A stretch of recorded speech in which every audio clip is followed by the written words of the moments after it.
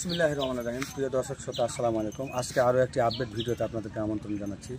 আপনারা জানেন গত 2 দিন আগে রাত্রি 2টার সময় আমরা এই ভাইকে আমাদের গোলাবাড়ি স্টেশনে পাই এবং ওই সময় তার পরিবারের সাথে যোগাযোগ করি পরের দিন সকালে, মানে গতকালকে।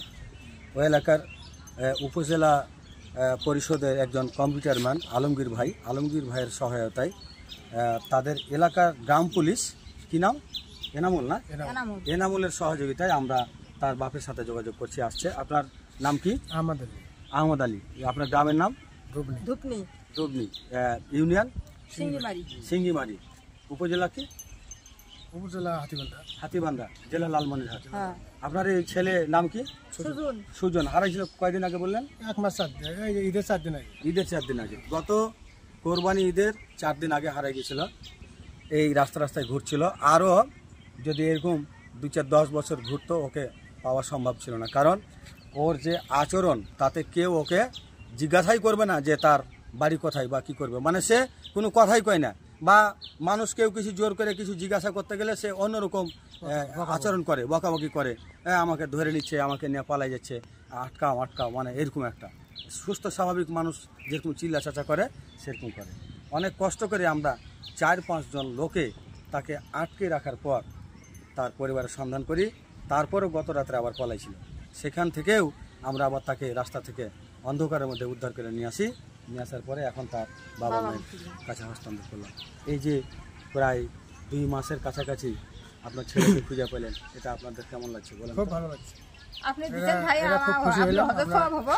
আমি দোয়া করব আল্লাহ আপনি বাঁচা রাখুন, আল্লাহ আপনি সুখে রাখুক।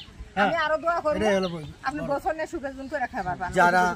যারা এই ভাইটাকে তার বাবা মার কাছে পর্যন্ত পৌঁছে দিতে সহায়তা করেছেন, সকলের প্রতি জানায় আন্তরিক কৃতজ্ঞতা, শ্রদ্ধা এবং ভালোবাসা। আমাদের আজকের আপডেট সফল পর্ব হচ্ছে 845 জন মানুষকে আমরা গত 5.5 বছরে এইভাবে রাস্তা থেকে নিয়ে আসার পর অনেক পরিচর্যা এবং তাদের পরিবার যতদিন না পাওয়া ততদিন আমাদের হেফাজতে রাখার পর এই যে পরিবারের কাছে হস্তান্তর, এটা আসলে অনেক বিশাল বড় কাজ। এই কাজ সবাই করতে পারে না। এটা অনেক সময় অনেক কষ্টের ব্যাপার।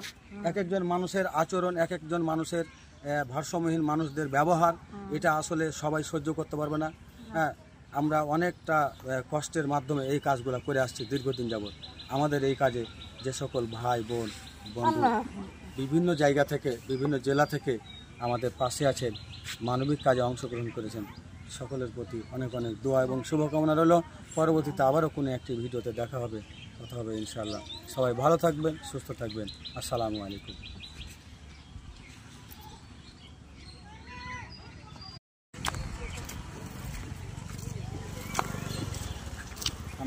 তাতে মনে করেন যে মানুষজন ওকে তো ওইভাবে সেবা দিবে না, মানুষের ছায়া দেওয়া কাজ নাই, ওরা জোর করে আঁকে দেবো, আগে দেবো। হ্যাঁ, দেখেছ কথাবার্তা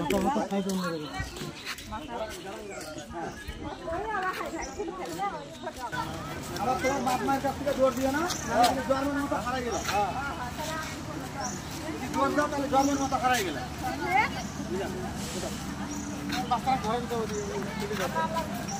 বাচ্চাটা ঘরে